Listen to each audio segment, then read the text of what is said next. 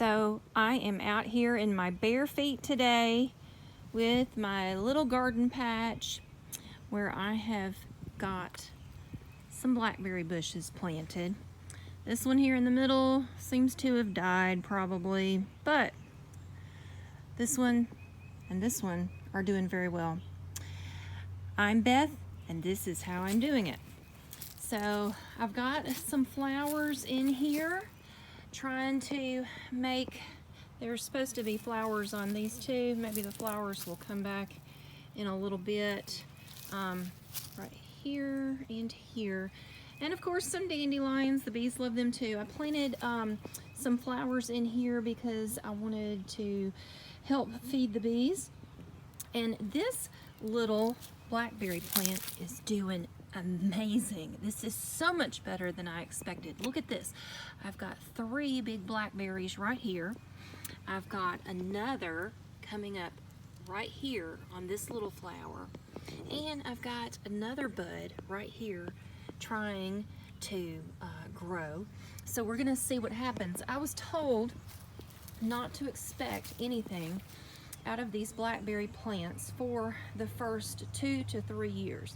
So the fact that I'm already getting some blackberries on these, that's really encouraging, very motivational. Let's look at the one down here. This one, I'm not real sure what's going on with this dark section here. This little bit looks like it might have a problem. I may have to trim that off.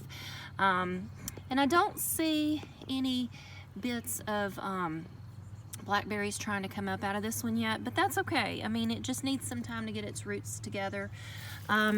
This one over here just looks good and dead, but you know, you can't win them all.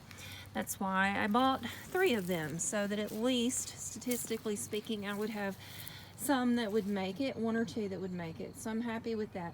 Also, down in this section, it's really interesting because I also have wild strawberries.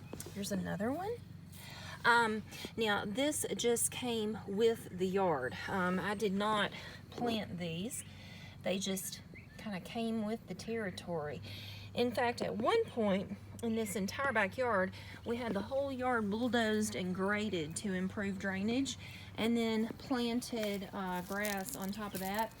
A good mix of things, and then it kind of just, however birds do, dropping seeds, I suppose, and squirrels dropped some seeds in here that led to some wild strawberries. Here's another one right in here hiding, and see these yellow right here, this little yellow flower is going to turn into a wild strawberry eventually.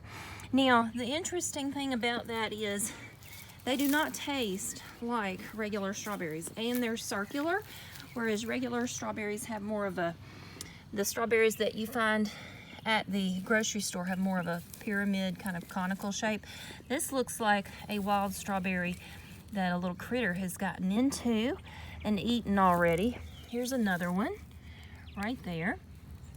And these, the seeds are different. They're not little black seeds. They are like red seeds, and they're very soft. They are not hard seeds.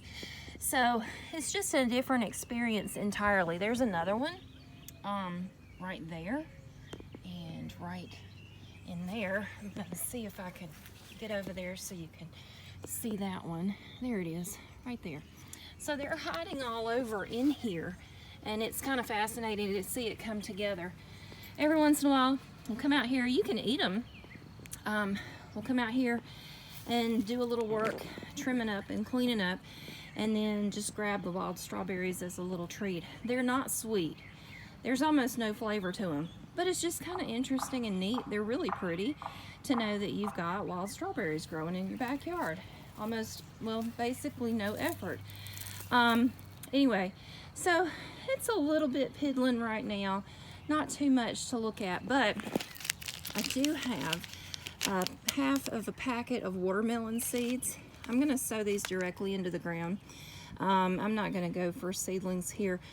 We are just going to stick them in the ground and see what happens. Seeds are cheap, so, and I've got quite a few in here, and we'll just see what happens. What's the worst that could happen? You lose like $1's worth of seeds or something. If I was a little more organized, I might go a little further with it. But this is what you get when you're a busy person and just doing the best you can in little bits of time here and there. As time goes by, maybe I'll expand. But for now, I'm going to plant some watermelon in here and just see what happens. I'm Beth, and that's how I'm doing it.